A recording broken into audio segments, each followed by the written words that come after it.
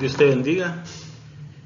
En este video, a modo de introducción, quiero aclararte que no soy pastor. Yo soy simplemente alguien que comparte la palabra que recibe de Dios.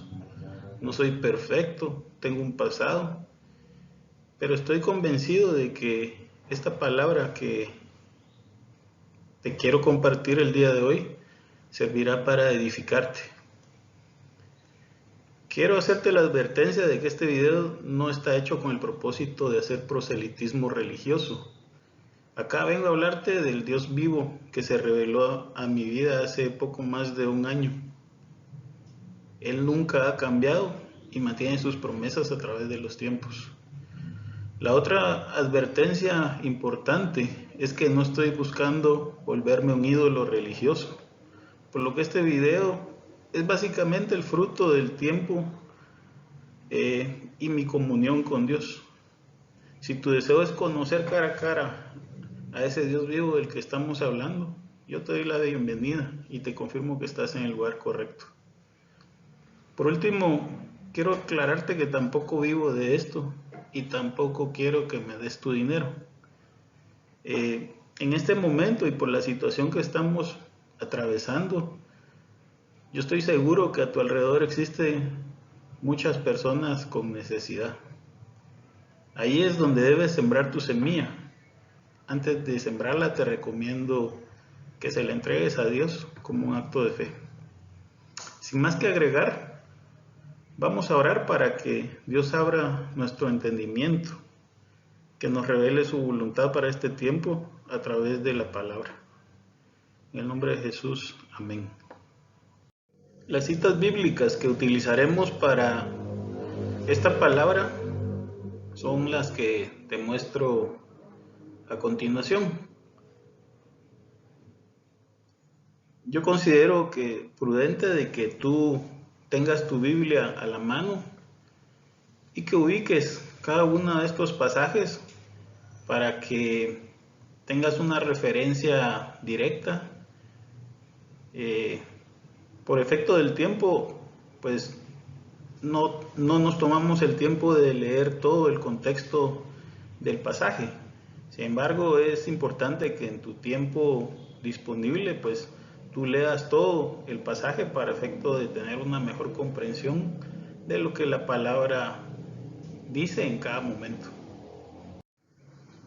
Quiero empezar con esta gran afirmación: tú eres la iglesia. Tú que me estás escuchando, tú que estás viendo este video, tú eres la iglesia del Dios vivo. La religión nos ha hecho creer que Dios habita en un templo o un edificio, cuando la palabra en Juan 1:14 dice: el verbo se hizo carne y habitó entre nosotros. Hizo morada permanente en los hombres que forman el templo espiritual que es la iglesia del Dios vivo. En este primer versículo, 1 de Pedro 2:5, vemos que el apóstol dice: vosotros también, como piedras vivas, sed edificados como casa espiritual y sacerdocio santo, para ofrecer sacrificios espirituales aceptables a Dios por medio de Jesucristo. En 1 Corintios 3:9, porque nosotros somos colaboradores de Dios y vosotros, o sea, refiriéndose a la iglesia, sois labranza de Dios, edificio de Dios. Evidentemente el mundo actualmente está influenciado, bueno, no solo actualmente, sino desde siempre, ha estado influenciado por el poder y el dinero. La raíz de todos los males en realidad no es el amor al dinero, sino el exceso de codicia. La codicia, a diferencia de la avaricia, es que la codicia se centra en cualquier cosa que uno desea. Por ejemplo, más conocimiento, más sabiduría, más fama, más ser mejor que todos, ¿verdad? Pero es el exceso el problema. La religión en sus diferentes formas nos ha dividido, pero eso es una estrategia de Satanás para mantenernos debilitados. La palabra en Lucas 11:17 dice, un reino dividido contra sí mismo es asolado y una casa dividida contra sí mismo cae. La segunda afirmación que tenemos que hacer es que Cristo es la piedra angular. La iglesia espiritual que eres tú y soy yo tiene como fundamento una piedra angular, que es Cristo. Lo que nosotros hacemos debe tener como fundamento a Cristo. No podemos desviarnos hacia la derecha ni hacia la izquierda si queremos la recompensa de Dios, que es la vida eterna. En Salmos 118:22 encontramos que la piedra que desecharon los edificadores ha venido a ser cabeza de ángulo. En ese tiempo, esta era una palabra profética para el Señor Jesús.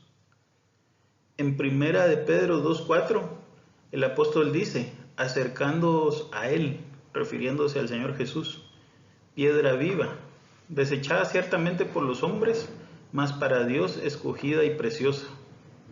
Y en primera de Corintios 3:11, el apóstol dice, porque nadie puede poner otro fundamento que el que está puesto, el cual es Jesucristo.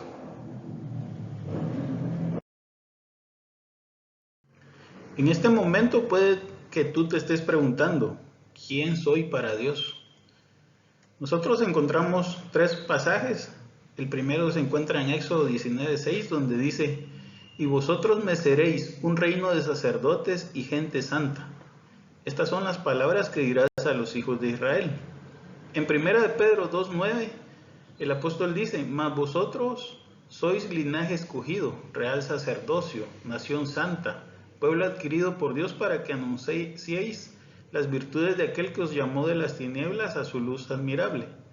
Y en Apocalipsis 1:6 vemos que escribieron y nos hizo reyes y sacerdotes para Dios, su Padre. A Él sea gloria e imperio por los siglos de los siglos. Amén.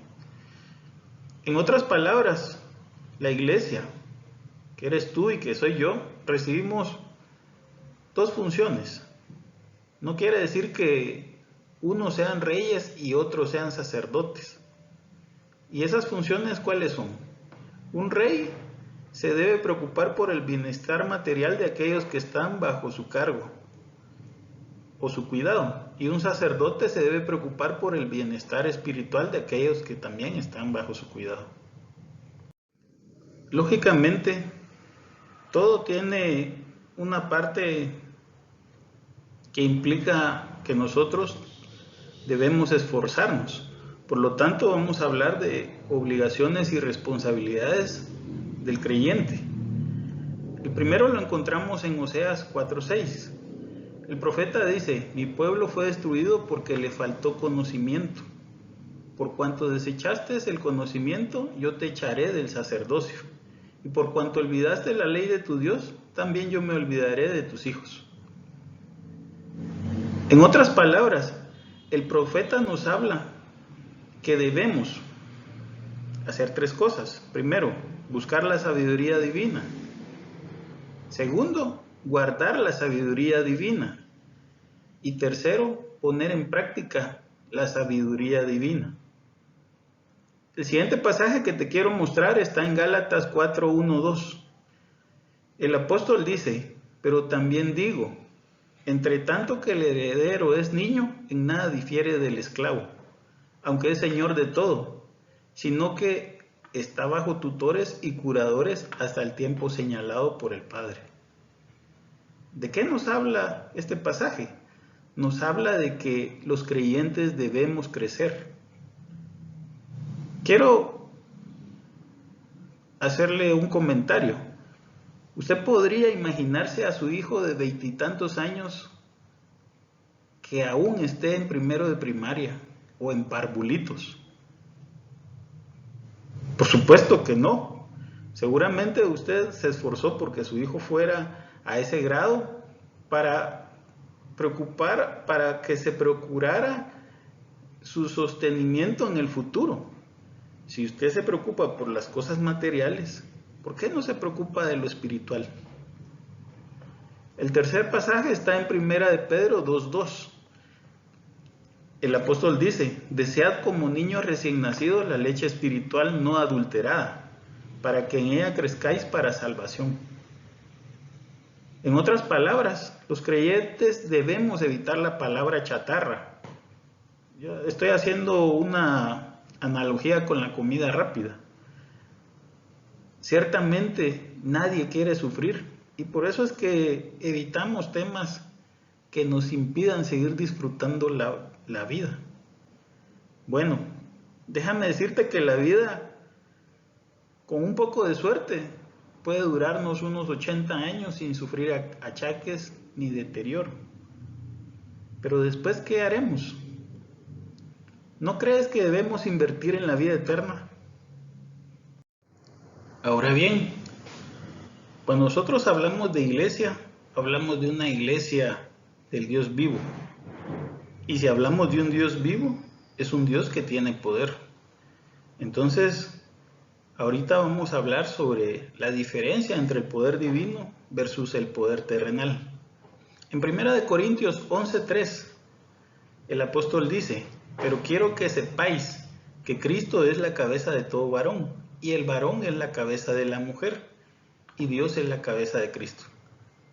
En otras palabras, lo que podemos entender de este pasaje es que el poder delegado de Dios es descendente, ya que desciende de Él a través de la cabeza de la iglesia, que es el Señor Jesús, y luego hacia la cabeza de cada familia.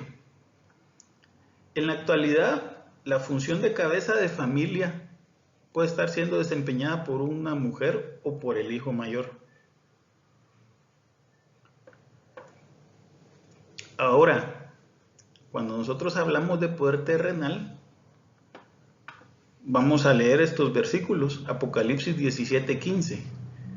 Me dijo también: las aguas que has visto donde la ramera se sienta son pueblos, muchedumbres, naciones y lenguas.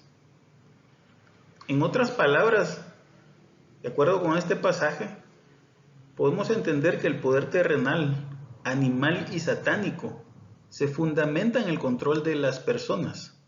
Mientras mayor sea la cantidad de personas que tenga cautivada una religión, partido o ideología, este será más poderoso. En Apocalipsis 17:13 dice: estos tienen un mismo propósito y entregarán su poder y su autoridad a la bestia. Nosotros decimos que la gran ramera es la religión. ¿Por qué? Por dos razones. La primera es que está dispuesta a relacionarse íntimamente con cualquiera a cambio de riquezas y o poder. Y lo segundo es que, aunque aparentemente es decente, hará lo que sea según lo que le ofrezcan. Al final, la religión y la política, con esto me refiero a reyes y a presidentes, ellos van a entregar el poder al anticristo para que se cumpla la palabra que Dios nos da en el versículo de Apocalipsis 17:13. Hay otro pasaje que te quiero compartir que está en 2 de Samuel 24:1, que dice: volvió a encenderse la ira de Jehová contra Israel, e incitó a David contra ellos para que dijese: veas un censo de Israel y de Judá. Es importante que tú leas todo el pasaje. De hecho, el mismo pasaje está escrito en Crónicas. Lo que podemos ver ahí es que David está queriendo conocer el poder terrenal que tiene. Hacer un censo implicaba que él podía establecer cuántas personas tenía en edad para ir a la guerra. Y esa es la razón por la que Dios se molesta y diezma a la población, para demostrarle a David de que él es el que da el poder. Entonces, ya casi estamos llegando al meollo del asunto. Lo que queremos entender es: ¿quién es tu cobertura? ¿Quién es la cobertura de la iglesia? En este primer pasaje, primera de Corintios 11, 4 al 5, el apóstol dice: todo varón que ora o profetiza con la cabeza cubierta afrenta su cabeza. Y en el 5, pero toda mujer que ora o profetiza con la cabeza descubierta afrenta su cabeza, porque lo mismo es que si se hubiese rapado.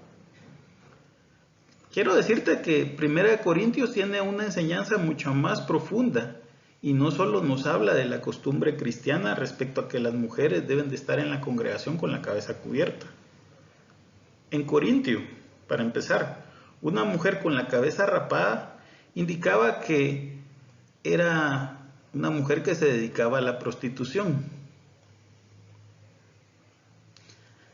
Dentro del seno del hogar, alguien que se encuentra bajo la cobertura de la cabeza del hogar no le corresponden las funciones de ser cabeza de hogar, excepto si la cabeza del hogar se lo autoriza. Por consiguiente, si la persona bajo la cobertura lo hace sin la debida autorización, esto se constituye una ofensa para la cabeza del hogar. Por otra parte, si la cabeza de hogar no cumple con su función, esto se constituye en una ofensa para su cabeza, que es Cristo. La pregunta importante para los que son cabezas de hogar es: ¿hasta qué punto has incumplido con tus funciones como cabeza de hogar? Y la otra pregunta es: ¿hasta qué punto has cedido voluntariamente tu poder a un tercero? Entiéndase, papa, pastor, sacerdote, presidente, etc. Y una pregunta todavía más complicada que te quiero hacer es: ¿ayunaste cuando el papa, el presidente o el pastor convocó a ayuno y oración? ¿Qué hay de Isaías 58? El segundo pasaje que te quiero compartir está en Juan 14:6. Jesús les dijo: yo soy el camino y la verdad y la vida. Nadie viene al Padre si no es por mí. Muchas veces criticamos diciendo de que no debemos confesarnos, pero desafortunadamente, mientras nosotros no entendamos el concepto real de quién es cobertura, nosotros vamos a estar incumpliendo funciones que como iglesia debemos cumplir. Por otro lado, es importante que tú como iglesia estés claro de cuál es la función de los ministros. En 1 Corintios 3:9 el apóstol nos dice: porque nosotros somos colaboradores de Dios, refiriéndose a Él como parte del equipo ministerial que Dios tenía en ese tiempo. Después dice: y vosotros, refiriéndose a la iglesia, o sea, a ti y a mí, sois labranza de Dios, edificio de Dios. En Efesios 4:12 encontramos que el apóstol dice: a fin de perfeccionar a los santos para la obra del ministerio, para la edificación del cuerpo de Cristo. Si un ministro es colaborador de Dios, podemos pensar que es un ayudante de Dios. Dios lo puso para servir a su pueblo. En otras palabras, son siervos. En 1 de Pedro 5, del versículo 2 al 3, el apóstol dice: apacentad la grey de Dios, diciéndoselo a los otros ministros, que apacentad la grey de Dios que está entre vosotros, cuidando de ella, no por fuerza, sino voluntariamente, no por ganancia deshonesta, sino con ánimo pronto, no como teniendo señorío sobre los que están a vuestro cuidado, sino siendo ejemplos de la grey. En el mundo evangélico nosotros nos jactamos de que no tenemos ídolos, pero la realidad es que un ídolo representa cualquier persona o cosa que para ti sea más importante que Dios. La pregunta es: ¿hasta qué punto estás endiosando algo o a alguien? ¿Hasta qué punto estás poniendo a esa persona o a esa cosa en lugar de Dios. Entonces, ya para concluir, te quiero hablar sobre el poder que Dios le entrega a su iglesia. Mateo 16:18, el Señor Jesús dice: y yo también te digo que tú eres Pedro, y sobre esta roca edificaré mi iglesia, y las puertas del Hades no prevalecerán contra ella. Lucas 10:19, he aquí os doy potestad de hollar serpientes y escorpiones y sobre toda fuerza del enemigo, y nada os dañará. Y por último, en Salmos 91, 13-15, dice: sobre el león y el áspid pisarás, hollarás al cachorro del león y al dragón.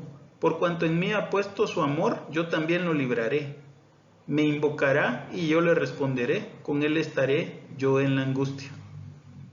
En otras palabras, lo que te quiero decir es que cuando la iglesia, tú, yo y todos los que nos consideramos hijos de Dios, unidos como una sola persona, invoquemos el nombre de Jehová